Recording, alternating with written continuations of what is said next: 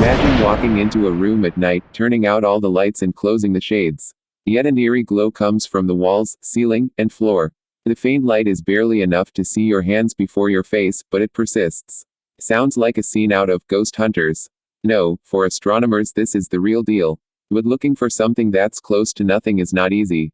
Astronomers searched through 200,000 archival images from Hubble Space Telescope and made tens of thousands of measurements on these images to look for any residual background glow in the sky. No. Like turning out the lights in a room, they subtracted the light from stars, galaxies, planets and the zodiacal light. Surprisingly, a ghostly, feeble glow was left over. It's equivalent to the steady light of 10 fireflies spread across the entire sky.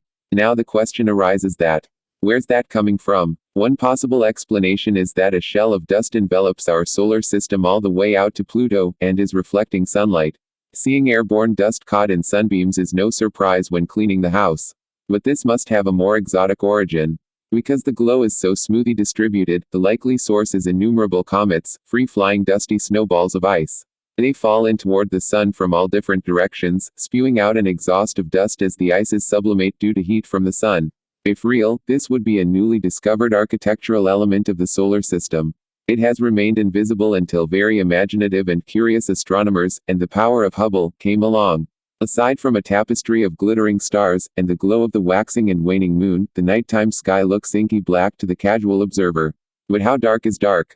To find out, astronomers decided to sort through 200,000 images from NASA's Hubble Space Telescope and made tens of thousands of measurements on these images to look for any residual background glow in the sky, in an ambitious project called SKYSURF. This would be any leftover light after subtracting the glow from planets, stars, galaxies, and from dust in the plane of our solar system, called zodiacal light. When researchers completed this inventory, they found an exceedingly tiny excess of light, equivalent to the steady glow of 10 fireflies spread across the entire sky. That's like turning out all the lights in a shuttered room and still finding an eerie glow coming from the walls, ceiling, and floor. The researchers say that one possible explanation for this residual glow is that our inner solar system contains a tenuous sphere of dust from comets that are falling into the solar system from all directions, and that the glow is sunlight reflecting off this dust. If real, this dust shell could be a new addition to the known architecture of the solar system. This idea is bolstered by the fact that in 2021 another team of astronomers used data from NASA's New Horizons spacecraft to also measure the sky background.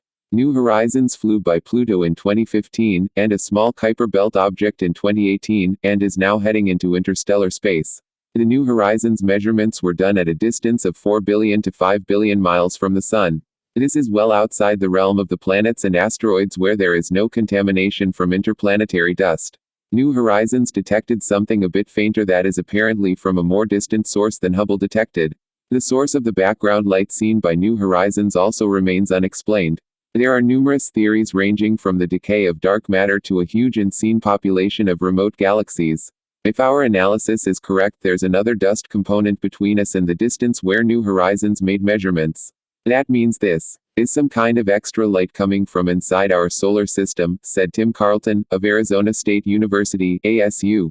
Because our measurement of residual light is higher than New Horizons, we think it is a local phenomenon that is not from far outside the solar system. It may be a new element to the contents of the solar system that has been hypothesized but not quantitatively measured until now, said Carlton. Hubble veteran astronomer Rogier Windhorst, also of ASU, first got the idea to assemble Hubble data to go looking for any ghost light. More than 95% of the photons in the images from Hubble's archive come from distances less than 3 billion miles from Earth. Since Hubble's very early days, most Hubble users have discarded these sky photons, as they are interested in the faint discrete objects in Hubble's images such as stars and galaxies, said Windhorst. But these sky photons contain important information which can be extracted thanks to Hubble's unique ability to measure faint brightness levels to high precision over its 3 decades of lifetime.